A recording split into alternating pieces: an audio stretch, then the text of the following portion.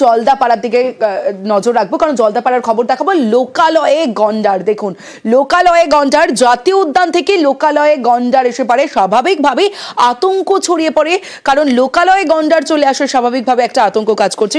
শিমলাবাড়ি গ্রামে ঢুকে পড়ে গন্ডারটি, জলদাপাড়া থেকে লোকালয়ে গন্ডার। রাজকুমার রয়েছে আমার সঙ্গে। রাজকুমার, এইভাবে স্বাভাবিক জলদাপাড়ার লোকালয়ে যদি গন্ডার চলে আসে মানুষ তো ভয় পাবে, আতঙ্কিত হবে, কিন্তু বন দপ্তরের তরফ থেকে কি ব্যবস্থা করা হলো? জলদাপাড়া জঙ্গলে কি ফিরলো এই গন্ডার?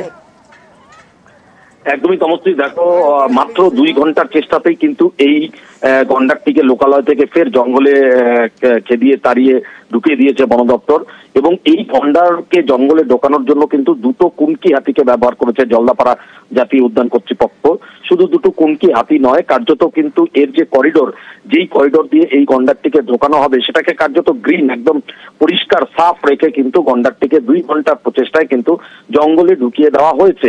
এবং যেহেতু এই কুনকি হাতির তাড়া দিয়ে কিন্তু গন্ডারটিকে বনাঞ্চলে ফের ঢুকিয়ে দেওয়া হয়েছে, সেই কারণে লোকালয়ে তেমন কিছু ক্ষয়ক্ষতিও ঘটেনি।